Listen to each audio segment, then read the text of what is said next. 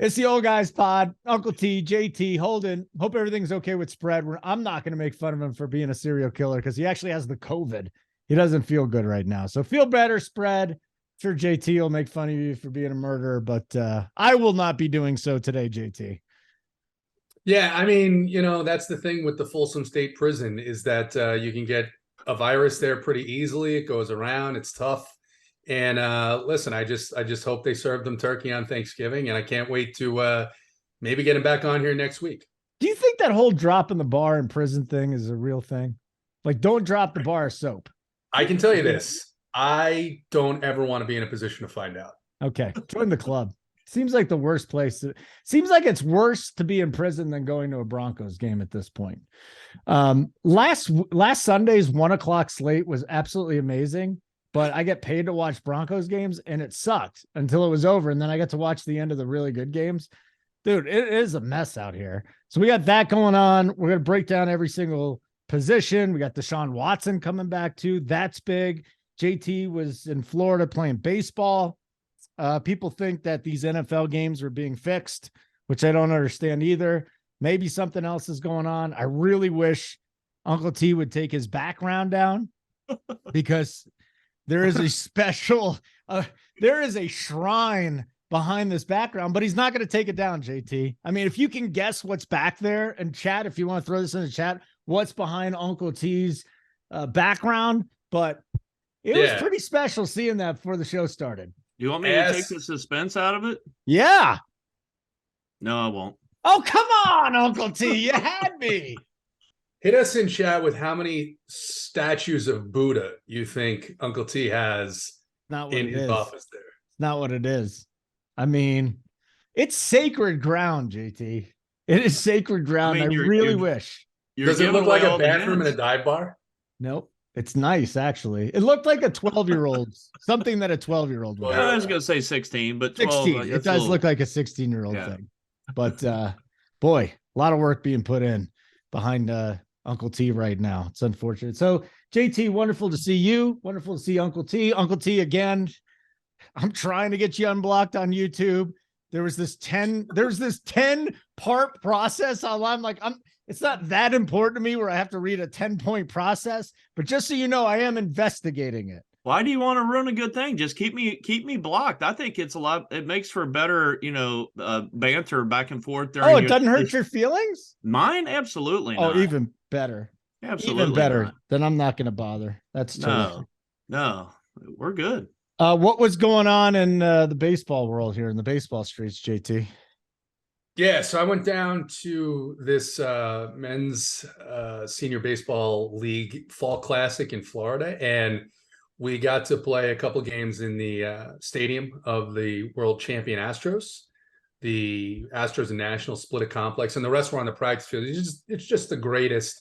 If you guys are out there and you're still trying to play baseball like me at this age, it's just one of the greatest things that you could do. Just go down there and play on these spring training fields. It's like nothing you'll ever play on. I've done it several times now, and might go back down there in early April, just as the season starts. Right after spring training, there's another different tournament down there called Hardball 360, and it's just 4 days. It's a weekend, and you just play 6-7 games. It's just amazing. So had a great time doing that. Still good to get out and do that. Had to record the Monday Print Factory from down there, so got to do that. But it's been good. It's been a good year. Been a lot of fun with baseball and stuff like that. So that was good. Uncle T, we just had to listen to fucking nonsense. Can you please show us your background to save the show? You wanted me to talk about it. I said, do you have anything you guys want to talk about? Your first thing out of your mouth was, I want to talk about my baseball.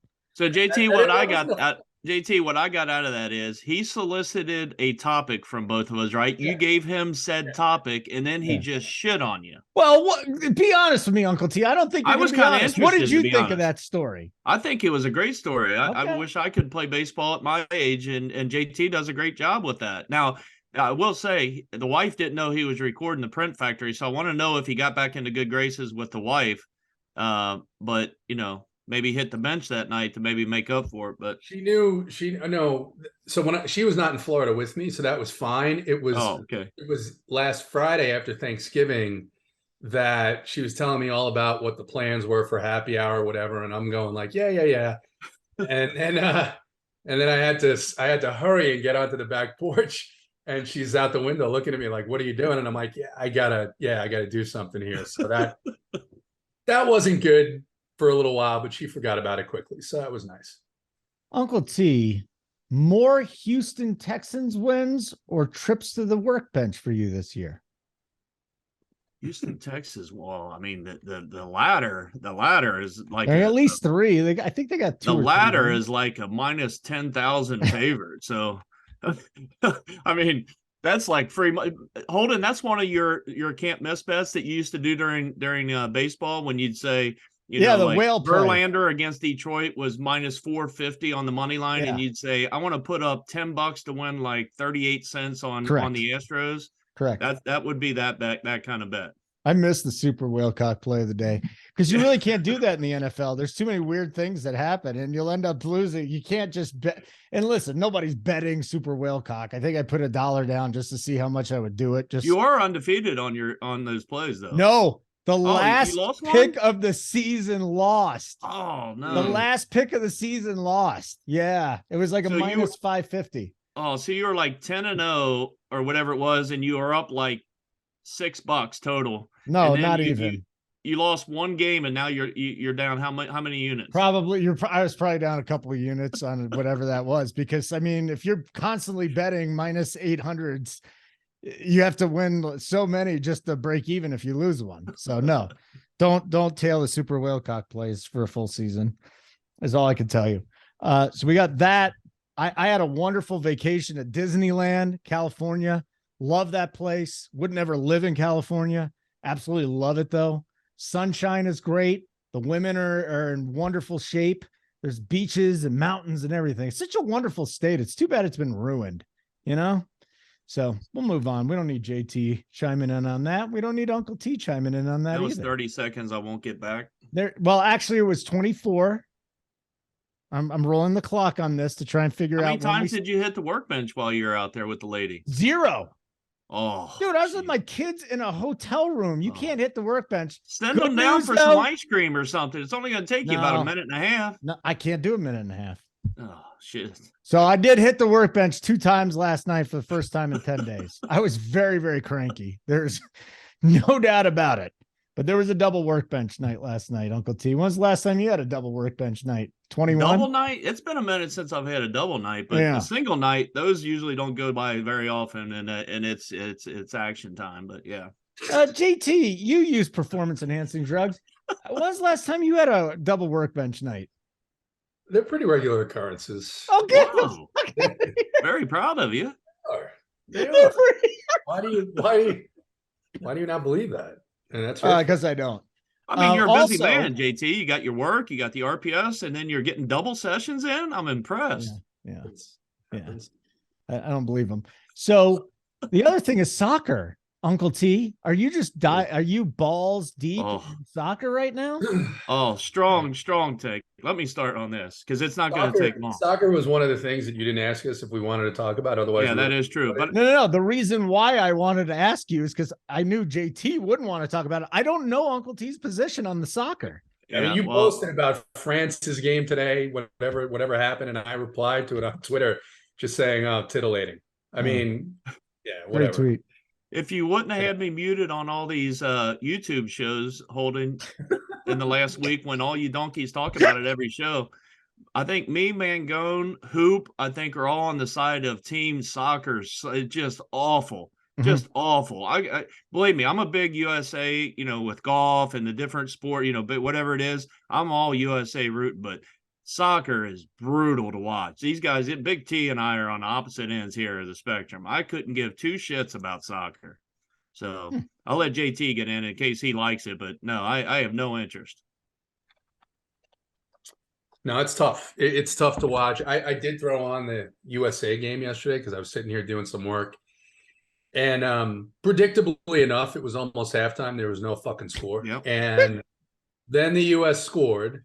And then, the announcers go nuts. And then they scored again, but there was some type of bizarre penalty. I don't know. I think, the guy kicked it with the wrong foot, and so it didn't count. So then at the end, it looked like Iran was going to tie the game, and that would have been brutal for the US. But then there was another kind of penalty, and that didn't count. And then they had to add some time, and no one really knew how much time. And there was like a plus sign. They were kind of guessing. So finally the game ended, and I could shut it off. And it was, I mean, at least I've gone to a couple of the Atlanta United games here. At least they sell alcohol, and you can go in and during, like, when it's on during baseball season, they'll actually have real sports on the TVs that you can watch. So that's kind of enticing. I don't know what it would take for me to attend a soccer game at any level. I don't know what it would take. My wife likes them. It would be a lot. If your wife liked them, you would attend the soccer. No, believe me, I love my wife. She's great, loves sport. Stop with this macho man. No, absolutely not. Trust me. I would not attend a soccer game, even if she every now and then you're going to be like, okay, I'm going to do it. Now, if I'm fortunate enough down the road to have grandkids and they play soccer, I'm going to have a hard time saying no. But the wife, if she asked me to go to like a UF Cincinnati game or whatever the fuck they call it, I'd be like, hard pass. JT, honey. I don't drink. JT. I hate soccer. This is why the Texans have more wins than Uncle T's workbench sessions. I hope you got to go to a soccer game with the lady. I hope that Mrs. Uncle T is not listening to this, because what she just heard would be grounds for irreconcilable differences in divorce court. Holden, if I need to go to a soccer game to get to the workbench, I should just retire from the workbench. I'll just say this. Soccer sucks, It's but I awful. like the World Cup. Oh. Why? Because USA is there. Unfortunately, most of this country is not patriotic anymore. They hate this country. Hoop is an honorary Iranian. Okay. I'm with Hoop. He worships the Ayatollah Asahola. He liked the Iron Sheik back in the day. Yeah, he probably did root for the Iron Sheik. I heard he was getting a tattoo of Ahmadinejad if Iran. Oh, was he? Yeah. He was getting an Ahmadinejad tattoo. Yeah, right on his ass. If Iran won, he was going to get a tattoo, a little one of Ahmadinejad's face. Yeah. Well, they do have beautiful women over there. For some reason, all of them get nose jobs, and I don't understand why, because they're just so beautiful, these Persian women.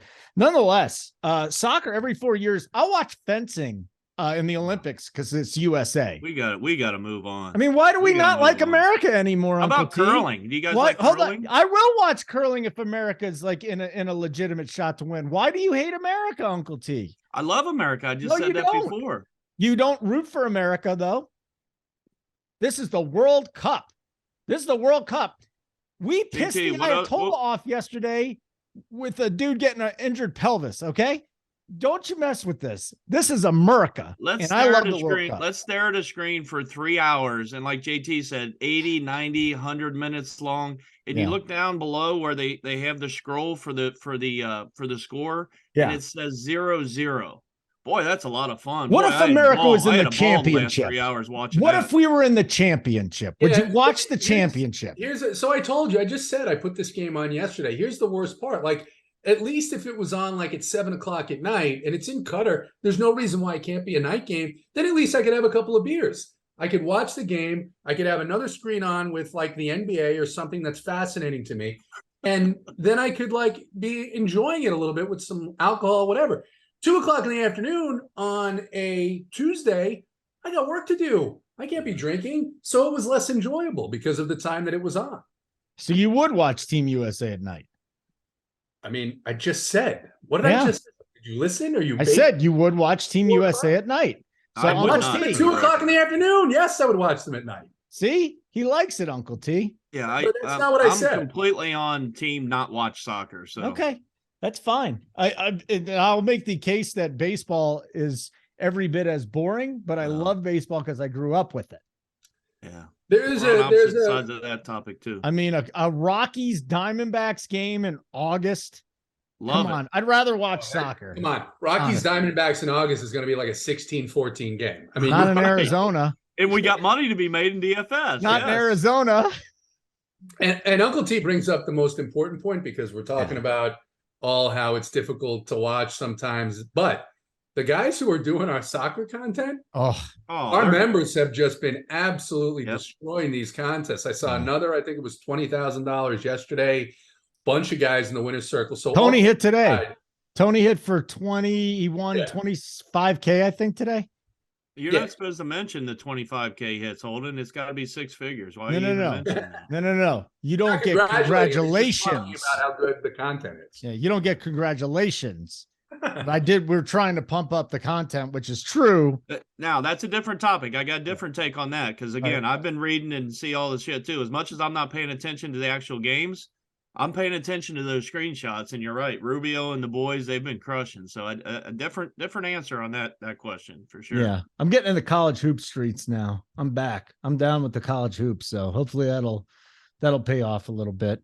Boyd was so good at the college hoops too. He put up a core. I saw something. He put up a core last night that helped somebody take down first place in one of those single entries. He's the prize pools aren't great. But it doesn't matter. I mean, you have such an edge because you're using our stuff. You turn $15 into $3K, you can turn around and put that into, the NBA, the NFL, where there are big prize pools. Yeah. No question. Last thing I wanted to get into before we actually talk about football today was fixing games. Brought this up with the Tone Dog and JSU on our show, the Up to Lock show on Tuesday. And there are people now that there's this groundswell, at least on Twitter, which is, we just need to quit it, but I can't. There's a groundswell that these games are getting fixed, whether it be football or the NBA. And I'll say this again, it is not easy to fix a game. I think it can happen in college, especially basketball, point shaving. It happens a lot. Guys get in trouble. They start hanging out with the wrong crowd.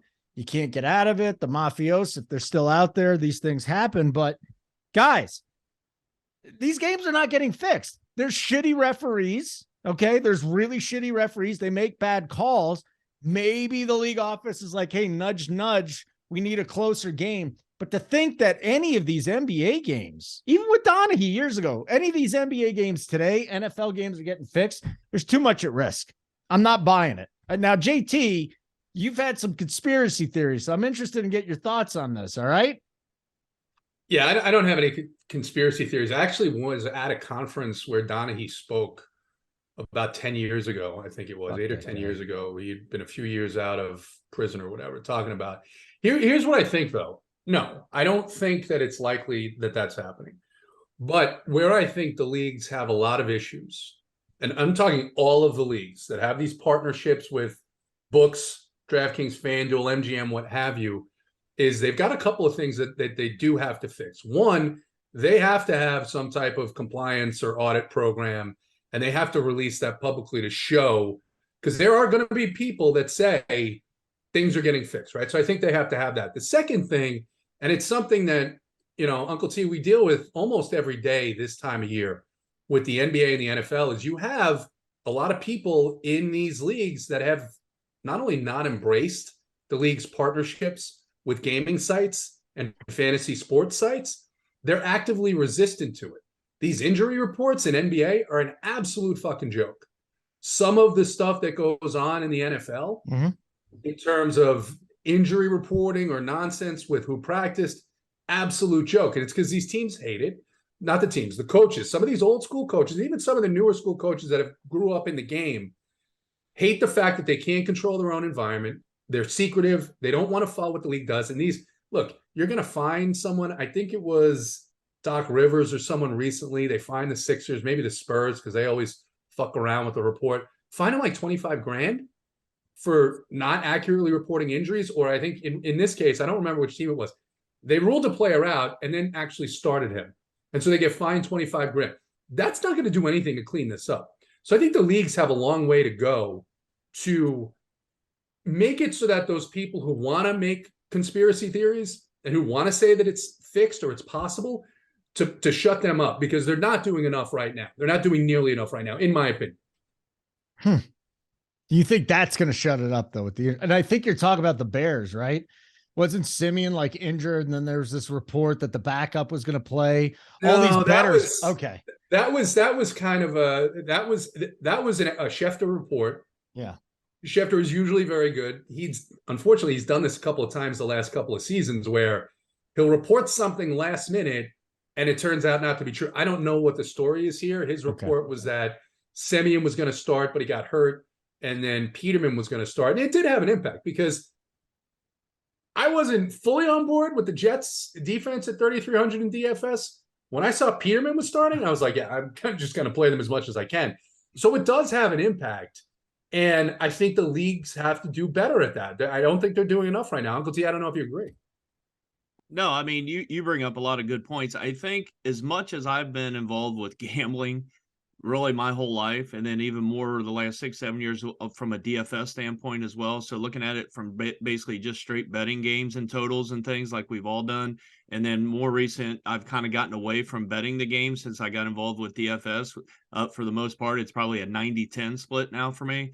I agree with your takes, JT, and holding to your point, though, as far as they have a lot to lose or a player or a coach or what have you, I agree with you. I do think they have a ton to lose. But let's be honest, I think today more than ever, if there was an opportunity to fix a game, I feel like it's easier to do today. Maybe not because all the cameras and all the, all the spotlight as opposed to maybe years ago. But I do think there's a more likelihood that games could get fixed today in 2022 than there was years ago. That might be a wrong take, but I want to know why. Well, I don't know. Maybe again, the whole the whole thing in the question, the gambling part of itself, like you mentioned it, who could get to these kids? Maybe more at the college level than the pro level. I kind of agree with you from that standpoint. Say a guy walks in now. The people that could be involved with this, if there was a situation, let's be honest, it's not the third string, linebacker that plays on the practice squad. They're going to have to get to these guys that, are meaningful, that can maybe have an impact on an outcome of a game. And I just don't think at the college or the pro level, I think it's less likely to happen there. But I tell you what, you talk about the conspiracy things, and I don't know where Big T and the whole Twitter thing the last couple of days and who was on which side, but I mean, I could definitely see it, right? I mean, I could see it. I don't think it's happening, but I could definitely see it. So, and you do wonder sometimes how these games end and the bizarre stuff. And then you talk about the injuries, JT, and being able to report stuff in a timely manner or in an honest manner. More importantly, it does leave these teams and whatever their media people are that release this stuff. It does put them out there on Front Street if they make a big mistake and something happens. But the teams are resistant. I mean, last week on Tuesday, I forget which team it was, again, because a lot of them are doing this. And they put out a report Tuesday. The team has a game Wednesday night. So Wednesday night at 7:30. And the midday report on Tuesday was X player is a game time decision.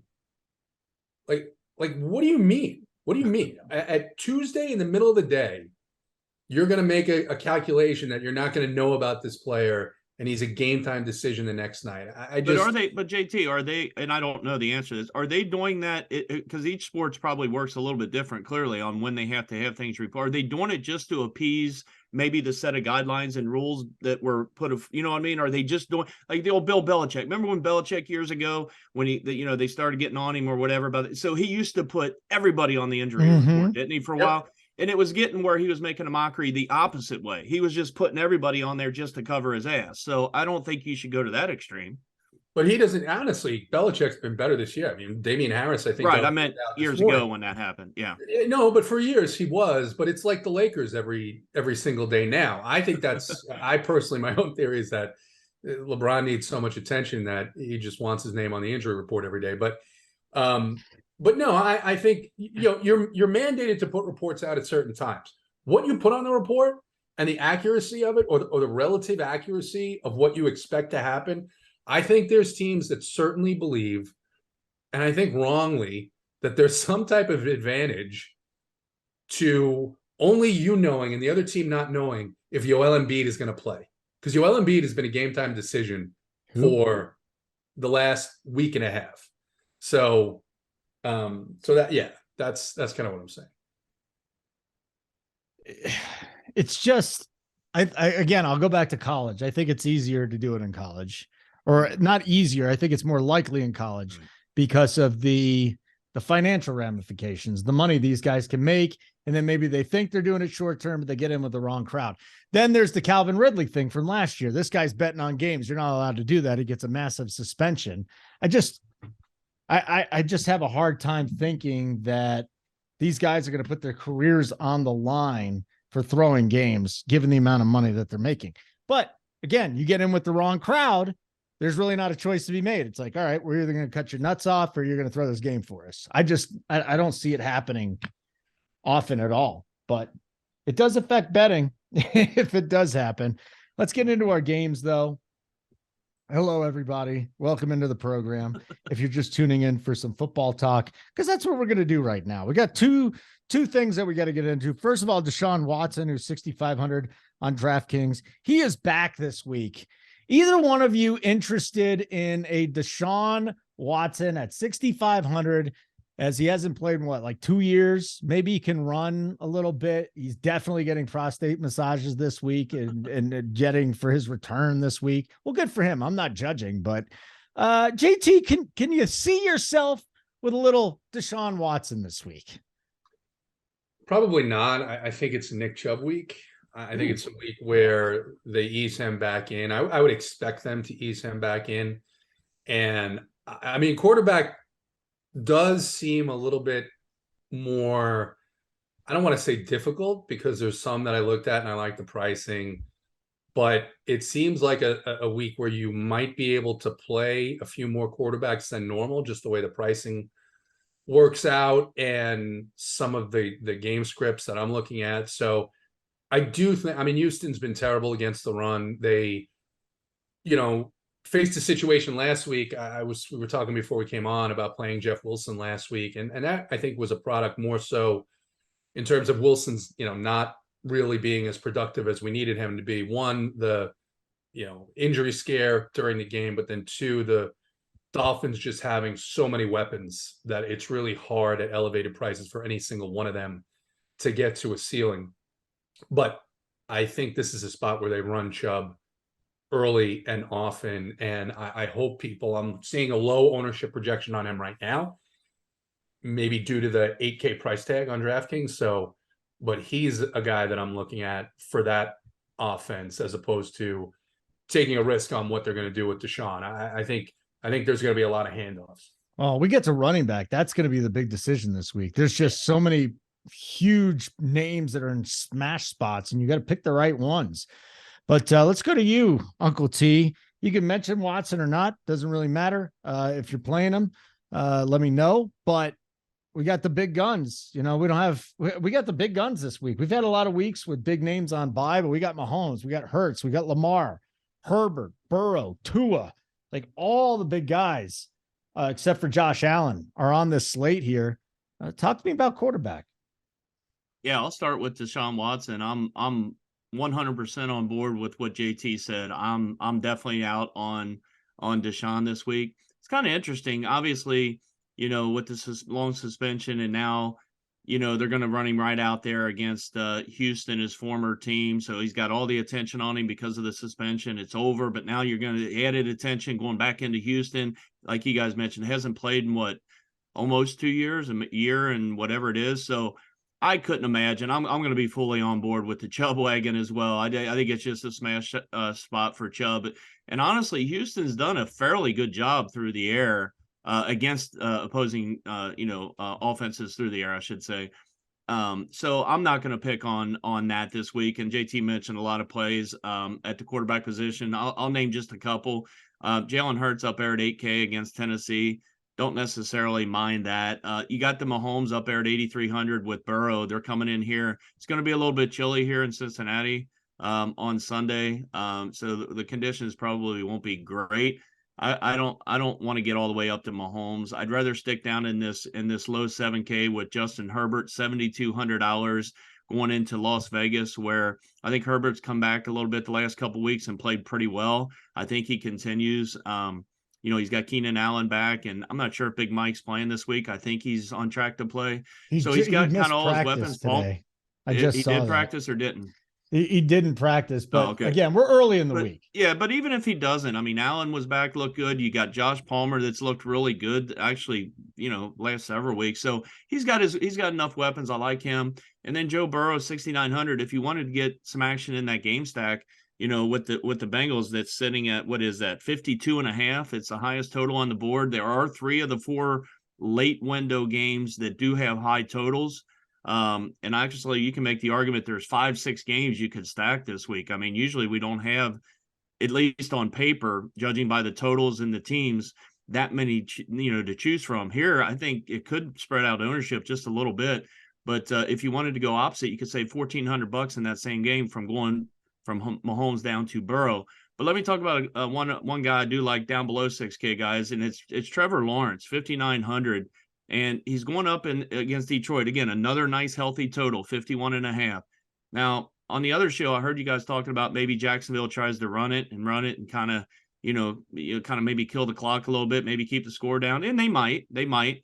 But Lawrence has looked pretty good the last couple of weeks. In a trailing game script in Kansas City a couple of weeks ago, he put up some good numbers, again, in a good game script. And then last week, he had the nice come from behind victory against who did they beat last week? I'm already drawing a blank. Yeah, Baltimore. So I don't mind Lawrence if I'm going down under 6K. He'd probably be my favorite down there. And then in a game we'll talk about a little bit because I got a take on it as far as the spread. But Jimmy G, if you wanted to play him, I've not played him all year, but if you wanted to spot to play him, Miami's definitely been vulnerable against the pass this year. So I don't mind him, and I'll let JT get in. I don't want to mention everybody. I'll just say this about Trevor Lawrence real quick before we get to JT. If they're playing the Lions, they got to be in the mix. Like anybody besides, there's very few quarterbacks. Russell Wilson, I wouldn't play against the Lions. Very few quarterbacks I wouldn't play against the Lions at this point. They've been a cash cow. JT. Yeah, I like Trevor Lawrence here. Etienne. So Etienne leaves the game last week, and Peterson says, well, he could have come back, but now he's still listed as questionable. So I think he's probably going to be fine. But the other thing is I don't see them just trying to run the ball. I think you'll see passes to him. I actually like the pieces here with Lawrence. I think you can play Jared Goff in the same game at 5-3. He's been good at home. Even in some of these tougher matchups. I don't think Jacksonville's terrible, but I also think there's a lot of points that get scored there. I mean, I think we can go right back to Geno Smith in a matchup against the Rams. I mean, Aaron Donald was ruled out today.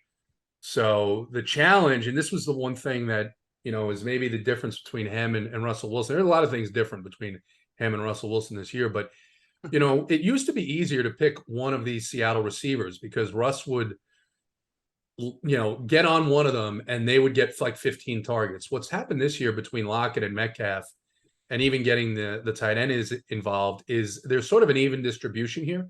But we'll talk about the wide receivers because Lockett's price came all the way down to 6K. So I think you can play Geno. I like Herbert.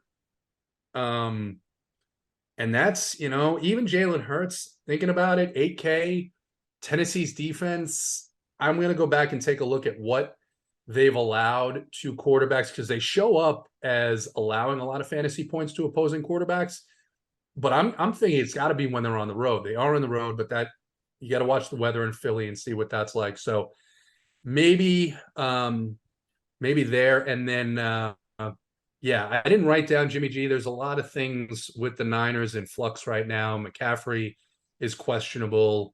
Without McCaffrey, Jimmy Garoppolo would become very interesting. But I suspect no matter what, Shanahan's another one of these guys that we're not going to get clarity. Okay. Maybe until early Sunday or even after early lock.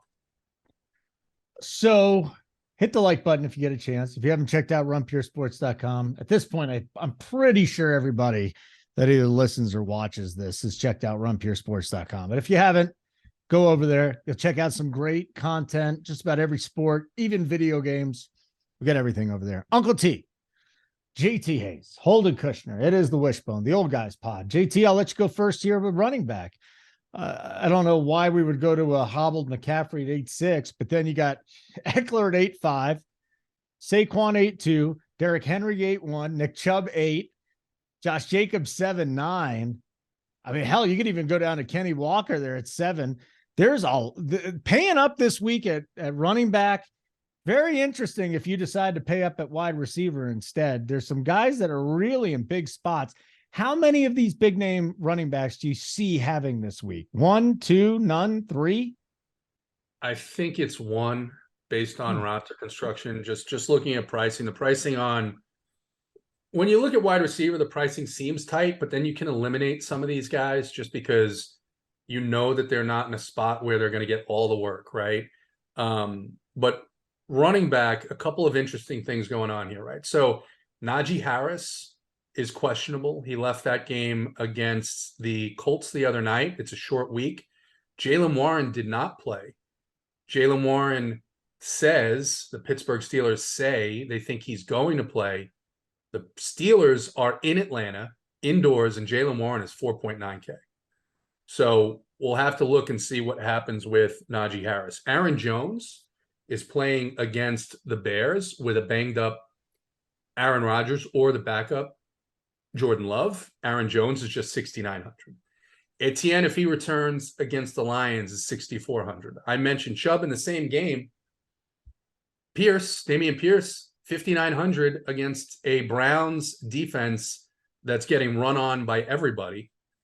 You've got the Jets running back situation with this kid, Bam Knight. They call him Bam. He's 4,600. Antonio Gibson is questionable for the Commanders.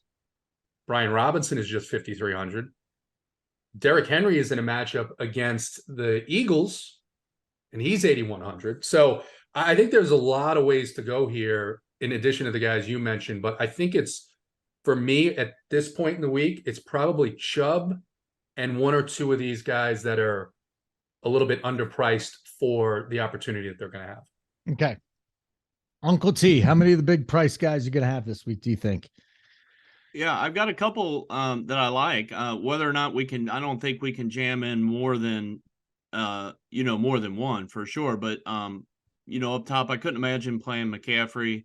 I don't like Barkley up against that Washington front that has been playing pretty well. The team's been playing pretty well as well the last couple of weeks. Eckler at 8,500 is fine in a matchup against Las Vegas. He's fine. I don't know that I'll go to him either.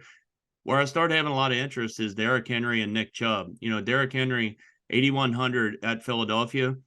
I feel like as the season's gone on, I had a different take probably earlier in the year, and it might have been wrong or maybe right at the time, but as things have evolved here and we're week 12 or whatever, I think the way to move the ball against Philadelphia is on the ground, not through the air. At least it's felt like that the last several weeks. So I feel like for them, I think Tennessee might be catching 4 or 5 points here as a dog. I think Tennessee maybe bounces back here against, from the loss against, my Bengals last week. I think Tennessee puts up a pretty good game here. I don't know if they cover or not, but I do think they go into Philly and play pretty well. And I think if they play pretty well, clearly Henry's got to have a big game. So I do like him. And for the reasons we kind of talked about earlier, Nick Chubb, I think he'll be popular. 8K for him, but again, we've attacked this Houston, against the run all year long, and I don't see any reason to stop. I don't like Deshaun. I don't like the receiving pieces for Cleveland, so I do like Nick Chubb. There's no way I'm going back to Josh Jacobs. This is a play that JT and I know agree on. He has played pretty well early in the year. He went through a stretch, he didn't do anything, and then obviously he had the monster game last week. I'm not going to chase that again. It's the matchup, Uncle T. Yeah, it is a good matchup. Yeah, it best. is a good matchup. But again, we got plenty of options above him and plenty of options below him. So, Dalvin Cook, I'm not quite sure what's wrong with him this year. 7,200 feels like it's as cheap as he's been in a while, but I just can't do it. Kenny Walker, this guy's been really, really good, but 7K, I'd rather go down $100 more to Aaron Jones. Like you got JT, I think you mentioned Aaron Jones going up against that Bears defense. Yep. And AJ Dillon had a pretty good game last week.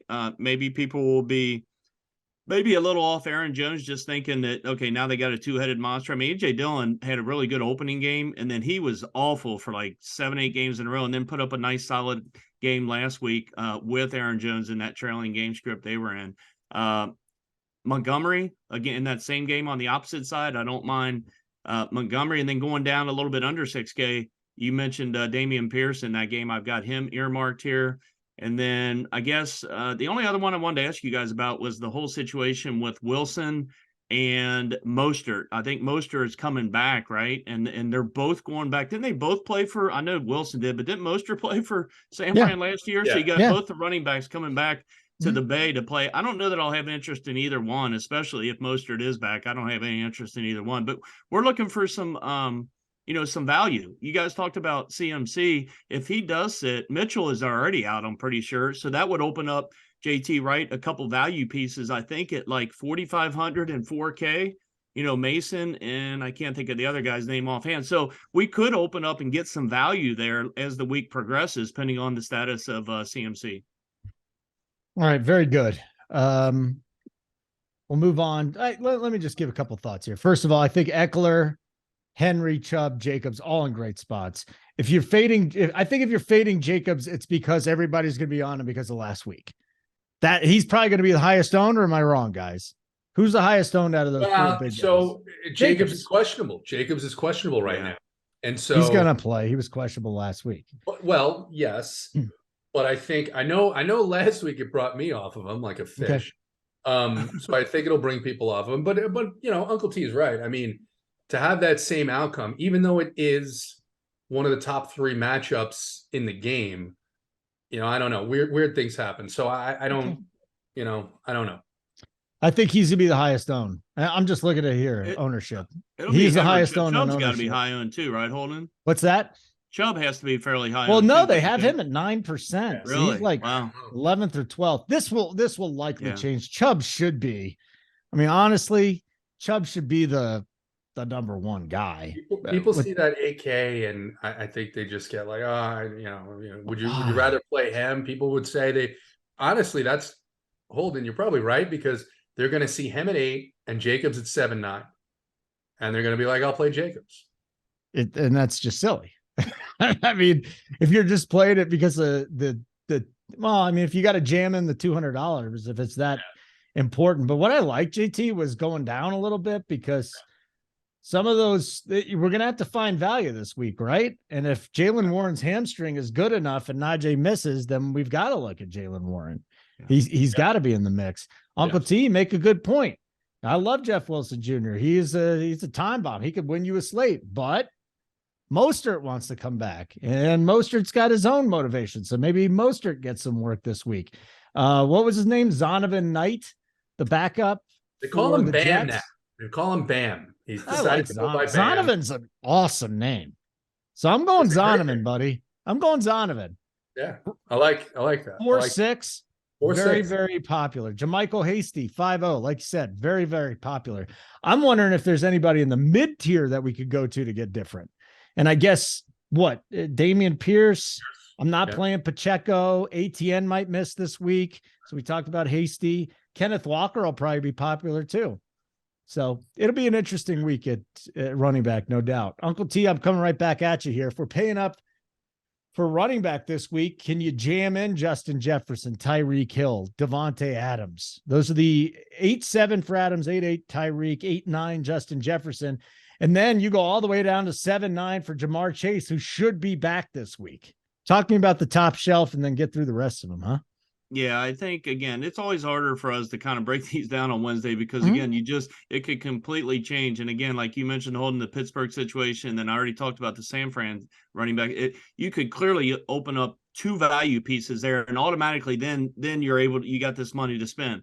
But if you don't get any value there, I don't know if I'm going to spend all the way up here at receiver. You clearly got 3 good options above 8K.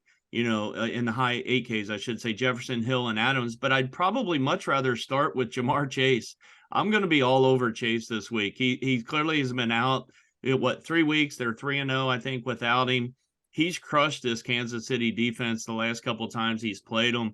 I just really like Jamar here in this spot. So he would be the guy I'd look to up top here right now at 7.9. And then after that, I kind of like going down even in the mid-range. So I guess even just kind of going through it here real quick, I don't know that I want to spend up a ton at receiver. Again, that could change, but Jamar Chase I like quite a bit. I'm off of Hill and Waddle. I just have a take that I think San Francisco is pretty damn good, and I think Miami could be in a spot this week where they struggle a little bit going over out to the West Coast, I should say. San Fran's been playing pretty well. I think Tua and company could be in for maybe a rougher way to go than they've used to. They've been crushing all year long. We know that. They've had plenty of fantasy goodness for us. I think they could throw a stinker here. I think San Francisco could dominate this game. So I might have a little bit of interest in actually the Niners defense later on with JT. But let me go down a little bit the board a little bit, Holden. Devonta Smith at 6.2K. He's gotten 9, 9, and 8 targets the last couple of weeks, just hasn't gotten in the end zone but once. But a good matchup against Tennessee. We saw what Higgins did. It wasn't a full crush, but Higgins was pretty good last week against Tennessee. I like him. Tyler Lockett feels too cheap at 6K against the Rams. And then going down under 6K, I don't have a whole lot that I liked initially. I mean, George Pickens at $5,100 in a matchup in the Dome in Atlanta, I kind of have a little bit of interest there. So, and then my boy Zay Jones. I had him last week on 2 of my 5 rosters, and Zay Jones just crushed last week, 4.9K. If you're looking to stack that game up in Detroit, I like Zay Jones a little bit. What do you want to do here, JT? Can you start? Is there any value that's standing out to you? There's some value guys that are cheap that I wrote down that when I start thinking about whether or not I want to play them, like, I don't know, like Chase Claypool is 3,800 on DraftKings, right? Now, Justin Fields is now, I don't know if it's an upgrade, but he's questionable. If Justin Fields plays with all their injuries to wide receivers, I will definitely have interest in Claypool at 3,800. Other plays. So Uncle T mentioned George Pickens, and my rule of thumb here with the Falcons has been to avoid the guy who's going to get AJ Terrell's coverage. And I kind of want to take the stance that I think they'll focus on Pickens. Pickens coming back to Georgia. He played at the University of Georgia, first game here in the Dome. And Deontay Johnson's just 5,200. I mean, Johnson is the guy, I think, in the slot, over the middle. This is where the Falcons are terrible. I think him and Freiermuth, we'll get to tight end here in a minute, are very interesting pieces, low-cost pieces. It's really tough to play a Falcons receiver. It has been really tough. Drake London is all the way down now at 4,700, though. So it's something that it's like at some point they've got to target him. They've got to, I mean, they're still in the mix for the division.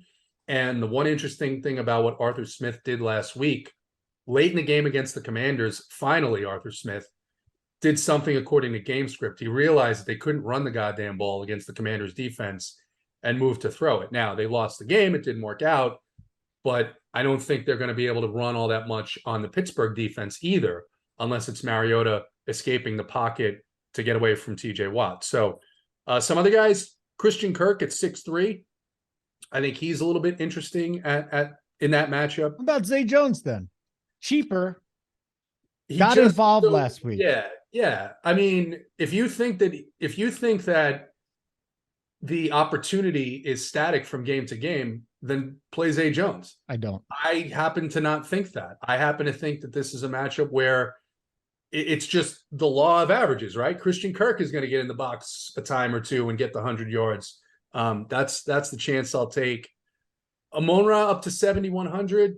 I don't mind him, but I don't think I'm going to go there at that price. And then, what Uncle T didn't mention, these Raiders receivers, Devontae Adams and Mac Hollins, in a matchup where if we're not going to play Josh Jacobs and we're going to suggest that some type of regression to the norm or not so high of a performance is going to happen with Jacobs here, then I don't think anyone's going to be on this Raiders receiving team in a game that's indoors in one of the highest totals of the week. Yeah, I think DeAndre Carter's a nice play from that one too. Palmer went off last week. Carter's another one though, Holden, right? He's another Zay Jones type play where he hit his ceiling last week, but he's hit his ceiling 2 out of the last 3. And if Mike Williams is out, listen, and I know Palmer had a good week last week too. He didn't really. Palmer usually was popular. Palmer is better in the Keenan Allen role than he has been in the Mike Williams role. I still prefer, and I had some Carter last week, and I think, and I'm probably going to have a game stack with that one. I think Carter's my cheaper guy this week. If I'm looking at a guy, listen, it's Wednesday. I'll look into it more, but Carter, Holden, can I add a couple points on Zay Jones real quick, just to kind of clarify, because it might sound like I'm kind of talking both ways when I talk about ceiling games in certain situations. I think the difference for me, JT, and you're not wrong for sure in your thought. I think the difference where I kind of don't mind going back to Zay Jones here is a couple reasons. One, I'm not playing a guy off a ceiling game that is 7 or 8K. This guy's 4,900. He gives me a $1,400 discount off of Kirk, who is, I agree with you. It could be a Kirk week this week and he crushes for sure. But I think the price tag and the fact that he's gotten 14 targets and 10 targets the last 2 games he's played, I think that has maybe the reason why I have a little bit more interest, you know what I mean, in going that direction than, again, analogy with a higher price receiver or a higher priced running back that crushed a week before. Does that make sense? Yeah, I'll play devil's advocate here on that. I think Dan Campbell's a good coach. I think these better coaching staffs are going to look at the last 3-4 games, and I think they're going to see how open Zay Jones was. I think they're going to see that he was the main guy, and I think they're going to focus more on Zay Jones. Not that they won't focus on Kirk, but this is the way I play. I am going to go the opposite side. Fair. So the last guy I'll bring up, hold your breath, because he's only got 42 and 46% snap share the last 2 weeks, but he's also got 6 targets in each of the games. You don't want to play a Kansas City wide receiver, but if you do, Sky Moore's emerging. Sky Moore's emerging, and I think he's more explosive than any of those wide receivers there. Do I feel confident that he's the guy? No, Patrick Mahomes said it in the preseason. Sorry, guys. You're going to have to pick the right guy every single week. We know the right guy is. It's Kelsey every week. But if you're going to stack the Chiefs this week, to me, the guy that's moving up more than anybody, Sky Moore. I'd like to see him on the field more, but Sky Moore is the guy that's kind of caught my eye there. He may have to be on the field more with all the injuries that they have. So it's not a bad point. That's the case. Then there's someone else I'm really going to be digging into later in the week. All right, we got tight end. Has there just been a shittier position in the history of the world than tight end this year?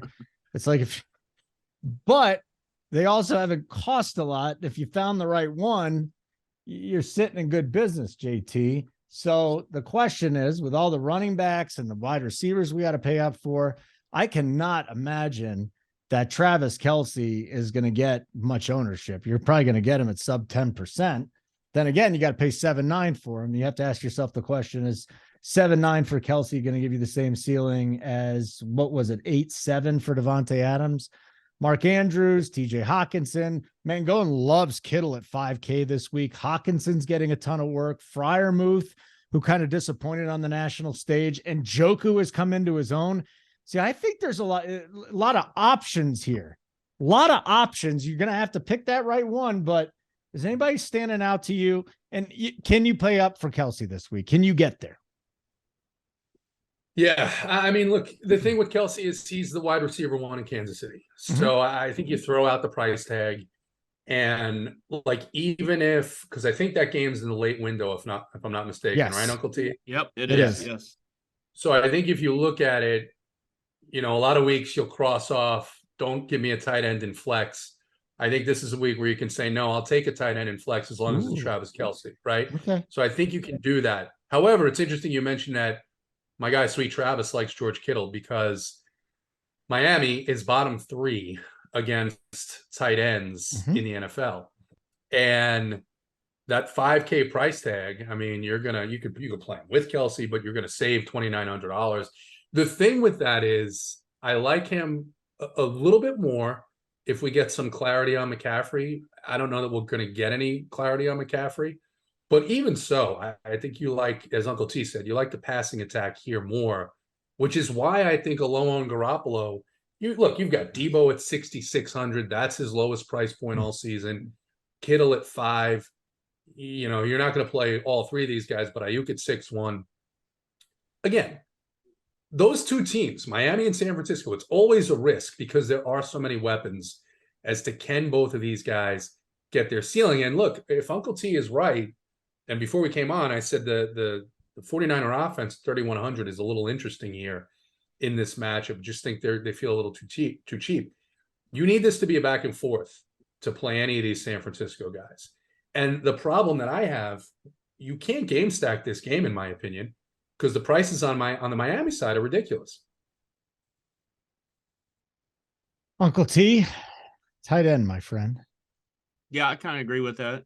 As far as what JT said about the Niners game, George Kittle is my top guy as well. So I'm arm in arm with Mangone as far as if he was on Kittle. I didn't hear that, but yeah, I think and a lot of it matters as far as CMC. And if CMC's ruled out, and obviously Mitchell's already out, and you're relying on a couple backs that are obviously unproven. I actually have a little bit more interest if you go back a step to the wide receiver. We glossed over him, or at least I did. Deebo Samuel might be back in play for me at 6,600 if CMC's ruled out. I have a little bit of interest in Deebo. You got to figure he's going to go back to before CMC was there and they needed him more, but he'd get the 4, 5, 6, 7 carries. They give him the gimmick plays out of the backfield. So I'd have a little bit of interest going back a little bit real quick, Holden, and having a little bit of interest in Deebo. Other tight ends that I like, I don't mind the Njoku call. I do think Freiermuth will be fairly popular. It's a good spot for him, good price tag in Atlanta. Foster Moreau, 2 touchdowns in the a touchdown, I should say, in 2 of the last 3 weeks, 3,600 in that game against the Chargers. I don't mind Foster Moreau. And I was trying to find a cheap guy down here, and I don't really see a whole lot off the first glance. So I got Kittle up top. If you play Kelsey's got to be low owned though, right? JT, he's almost has to be at that price. I think he's sub 10. I think he's between 8 and 9%. And I don't know how I want to handle that game yet, because I do think Cincinnati wins that game this week, and it's not a homer call, but I just think with the injuries that KC has, you got Chase coming back. The Bengals have been playing really well. They played well against KC the last couple of years. I do think Cincinnati wins that football game, and I do want to have exposure there, but I don't know if I want to pay 7.9K and burn up my tight end position. Now you could say it's raw points, and if he puts up a 30 or 35 spot at the tight end position at less than 10% owned, it'd be nice to have him. I agree with that, but I might just take a chance and try to get pieces of the other, maybe a Sky Moore, like you mentioned, Holden, or someone like that, and maybe try to get a little bit different that way. Okay. Very good, boys. It's been a fun show. Good to see everybody again. Hit the like button on the way out. By the way, Justin Reed just said he's going to lock T. Higgins down. Ooh, I can't wait for that game. Nice little rematch, huh? We got a little rematch. Who's Justin Reed? He's a safety. I know. I'm just saying. I don't think he's locking T. Higgins down personally. That's just my personal opinion. The gift who? The Snoop who? Yeah, that's going to be a great game. I cannot wait. I cannot wait. Uncle T. Now, see, that might be something I could be interested in, Holden. If I got tickets to the Bengals Chiefs game this week, if like Big T was to call Uncle T on a Saturday and say, "Hey, I got four ducats in the first row for the game," that might be something I'd be interested in. The World Cup, not so much. Yeah, but you can't go to a football game. You're gonna miss the other 3 games. And there's 2 other just great games in the 4 I'd be less apt to go to a game on a Sunday for sure. When we went to the Miami game there earlier in the year, it was that Thursday night. Yeah, that's fine. Yeah, that's fine. But a Sunday at an NFL stadium? Are you kidding me? But it's good. I've got Falcons tickets on Sunday. I'm actually going to this game. Oh, what a horrible idea. Oh. Poor guy. What a horrible. You're going to miss all the football games and watch that dog shit? No, near the bar behind where my seats are, because my seats are in the end zone. Okay. They've got the TVs. You couldn't afford good quarter seats? in your seat, and then quarters 2 through 4, you go into the bar area and watch the rest of the game. No, I think this game against the Steelers is going to be a fun one. I think it's going to be a good back and forth affair. It's a lowish total for a game in this dome. I think it could go over that total. So you're trying to sell it, but I ain't buying. I think that game's going to suck. No. Pickett and Mariota. So you don't have to be buying. I do miss spread, by the way, before we get off the air. Hopefully spread will be back next week and be able to join us. Don't go dying on a spread. Feel better. Someone needs to murder people all around the country, and it's him. Take some ivermectin. I haven't heard that in a while. Ivermectin. All right. That was amazing. I remembered it.